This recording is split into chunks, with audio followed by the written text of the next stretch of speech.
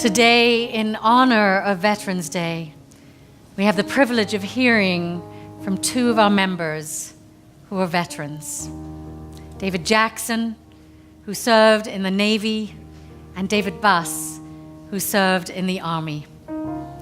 Before meeting these fine men, I had an uninformed, generalized, and even cliched view of what serving in our military involved. I had some thoughts about it, but I didn't really have an idea of how serving in the military might interact with our UU values, and no understanding of really all that it involves. So I felt it was important to hear directly two very different stories of serving in our armed services. Today I proudly wear the jacket that my father-in-law wore in his last days. In remembrance of him, I am honored to wear it. War is hell. That is how General Sherman, Civil War general, described it. It is probably the biggest understatement in any language that a human being can make. War is a level of hell below the lowest level Dante could imagine. War is not just destructive of material things and human bodies. It is destructive of the soul of man. It turns good, caring, loving human beings into killing machines. It requires the combatant to turn off, ignore, and in many cases completely obliterate all that makes them human. No one involved in war escapes. We all suffer to some degree. As a young 18-year-old, I joined the Navy to go to war because I admired those of the greatest generation that fought to sacrifice so much to defend this country in World War II. I felt like it was the right thing to do. Those men and women abroad and at home risked and gave so much. My godfather fought, my teachers fought, my scoutmaster fought. It was my turn. My uncle, who had returned from Korea with a Medal of Valor, did not tell me of his horrible experience. My godfather had nightmares and was only a few steps away from being an alcoholic. He didn't talk about the war either. No one talked about it. The psychological damage was never talked about. The only thing I understood about war was what I saw in the movies. Propaganda. In 1964, the civil rights movement was just beginning. The military, thanks to President Truman, was at least on the surface ahead of the nation's attempt at equality. But if you looked around, minorities were doing the dirty work of the service. Because of my test scores, I was sent to an electronic school, where in the 48 weeks I was there, with a graduating class every 2 weeks, I only met 3 other blacks. When I arrived at my ship and reported for duty, I was greeted by the officer of the deck with, "You're an ET, electronics technician?" Incredulous to my ability. I ain't never met a nigger ET before. There were other incidences, but I survived them. The real tragedy for the country and for me was when I found out that the reason for the U.S. going from withdrawing 50,000 troops from Vietnam to inserting 500,000, an attack on one of our warships, never happened. It was made up. That shook me to my core. I and hundreds of thousands of others had been betrayed by the country we were willing to die for. It was at that point that I became a UU, figuratively. My scoutmaster was a Unitarian. He was an example of a man I wanted to be. His quiet, confident manner, his promotion of equality, and dignity for all molded my being. Sometimes he would tease me about being a Catholic, a papist, but he never ever put me down for or disregarded me for it. His values became my values. So there I am, going to war to kill and possibly be killed for a cause that wasn't real. It tore me apart. Do I fight or do I go to prison?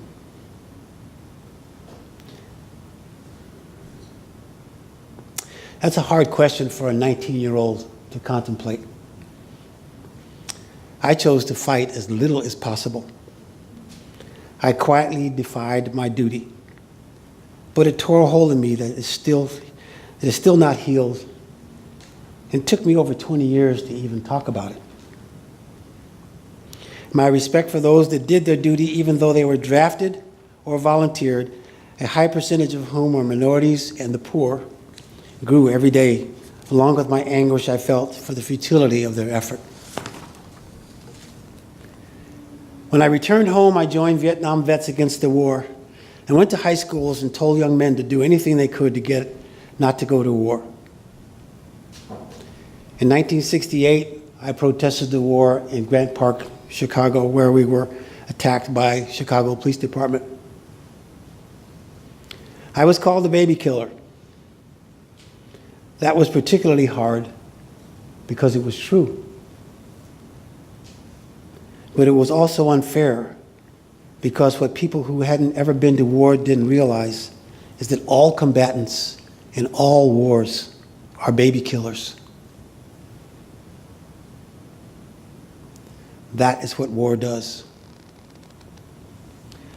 They also did not realize that directly or indirectly, they were complicit in that killing. The people you send off to war are not the same people that come back. They are a shell of what they were. It is impossible to regain your life and very difficult to establish a new one. Many of my fellow veterans are psychologically damaged for life and or have turned to drugs, alcohol, or suicide to ease the pain. Just as they do now with the war that is raging. Nothing's changed. I am not proud of my service in Vietnam, but I am proud of being willing to go. So I stand here today to honor those living and dead veterans and their loved ones who suffered and are suffering the tragedy of war. I know the hell they've been through, and I love them for their sacrifice.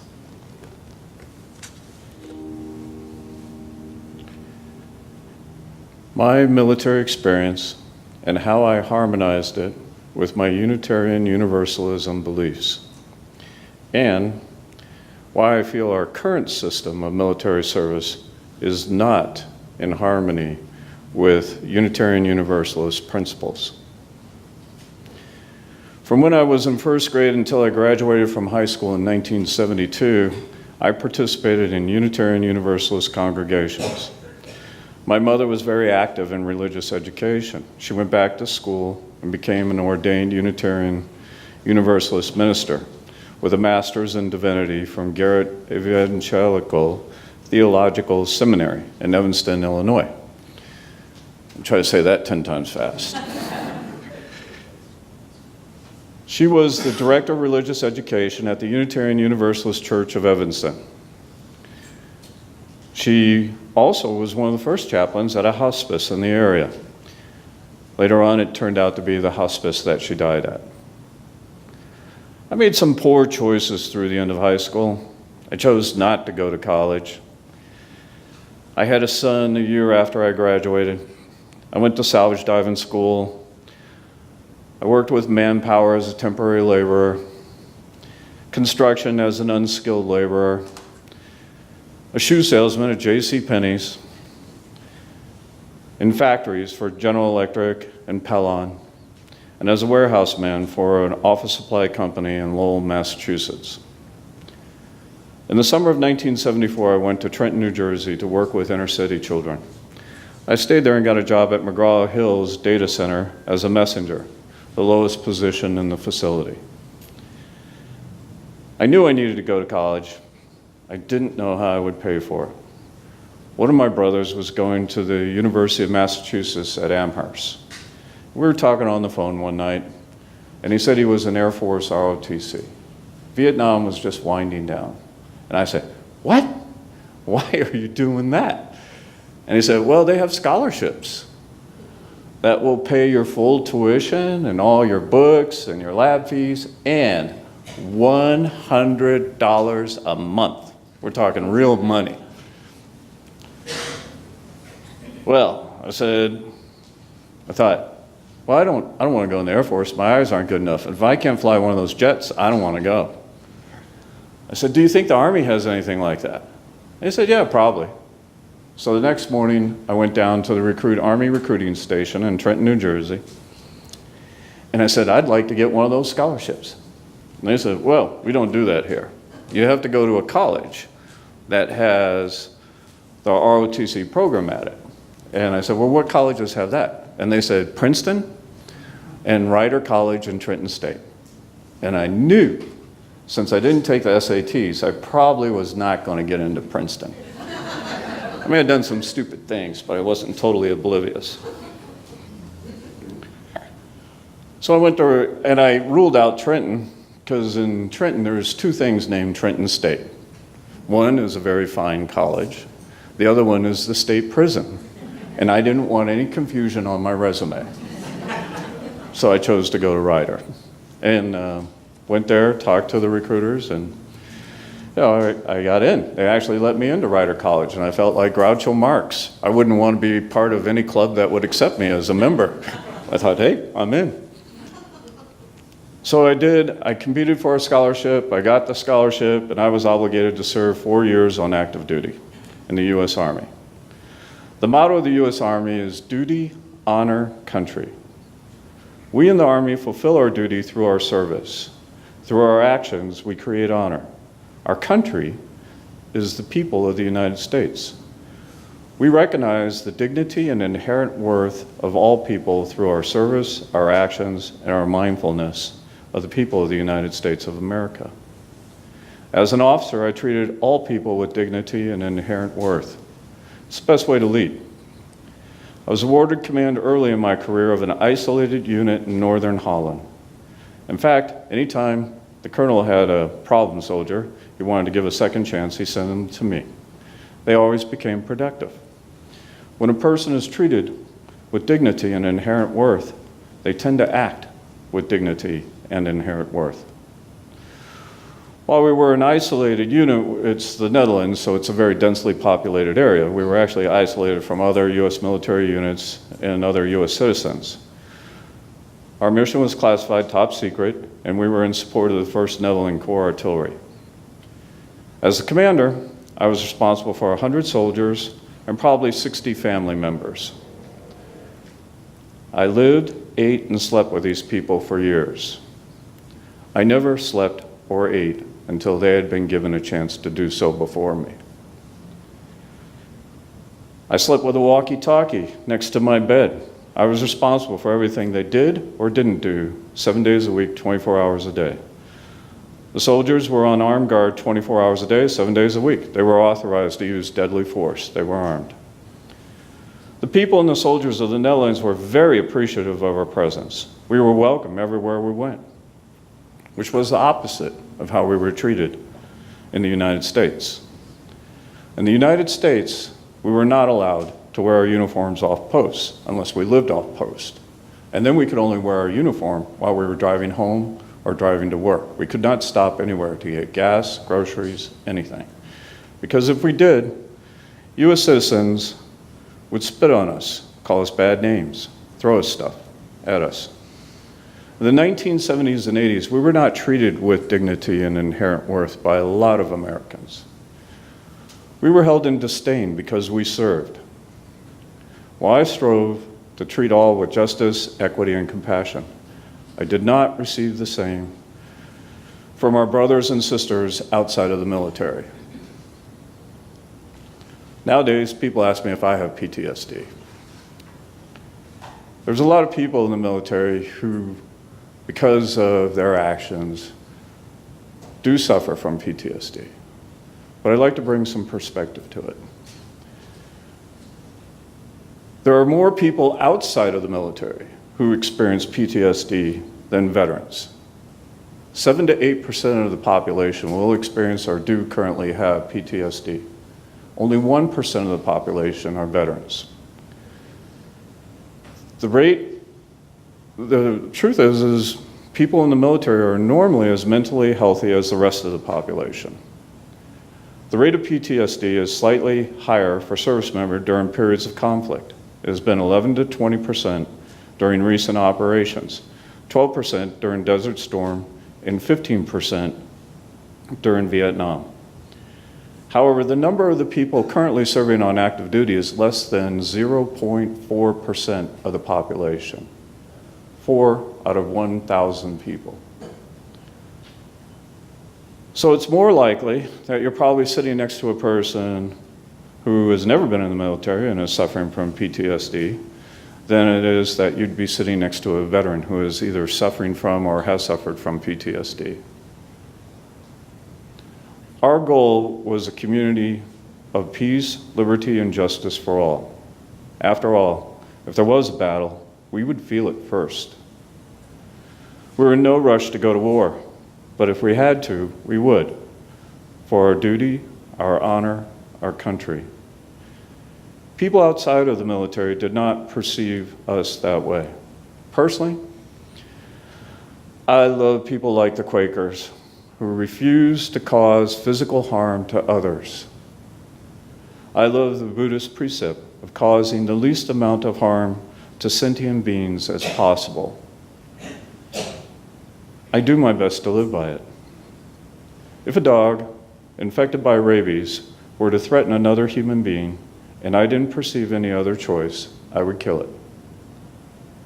I have stood amongst the mounds in Bergen-Belsen, a concentration camp in northern Germany where Anne Frank and 50,000 other people were murdered. The mounds were the remains of those people killed by the Nazis.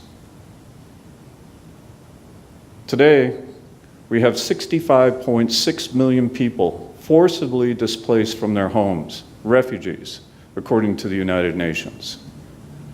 I believe it is the thin red line of less than 0.4% of our population in the military that keeps us from being displaced.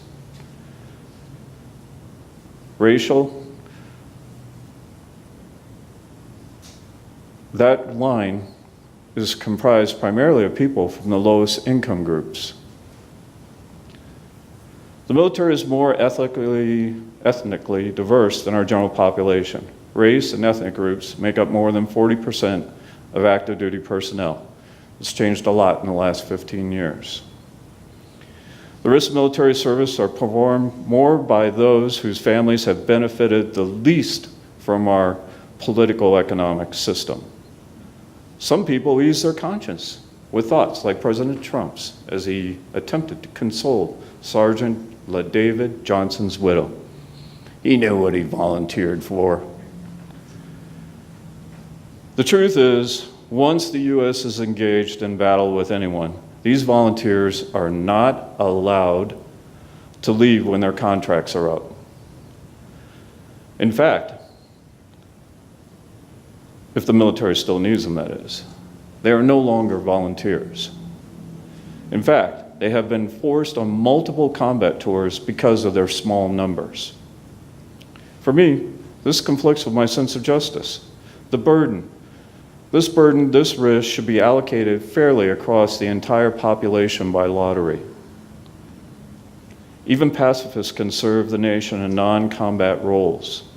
Only the mentally and physically challenged, whose limitations are so severe as to prevent them from participating, should be exempted from this unpleasant but necessary duty.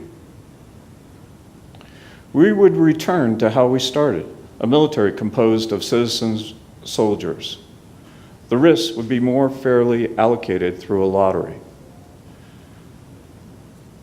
Since more people would have the potential of personally suffering the damages and costs of war, people would be more vigilant and suspicious of their elected representatives committing the military to violence. Hopefully, the citizens would effectively influence their elected representatives. People in the military can vote. They are not allowed to demonstrate. They do not have free speech. It is our responsibility to speak for them. Perhaps if we had such a lottery, there'd be a greater likelihood of electing a commander-in-chief who always sought peaceful solutions, a reluctant warrior, instead of a commander-in-chief without any military experience, a commander-in-chief who believes the iron heel is the best solution. Maybe we'd have a commander-in-chief who has not willfully avoided his chance to serve because of bone spurs. Really big bone spurs. Really big. Maybe we'd elect a president who understood treating others with respect through the spoken word is not political correctness. It's how leaders lead. Peace begins with thoughts and then words. There's a huge difference between leadership and management. Management is scientific. Leadership is emotional. Leadership is creating a bond strong enough to give people the willingness to risk their lives and well-being for the survival of their group. Our current system, or without broader participation in national service, we are weakening the development on a national scale of leadership. This weakens our economy. Our current system relies on economic injustice to provide volunteers for military service. This method of filling the staffing needs of our military is not just, and it lacks equity. It could further alienate the poor and the military from our society.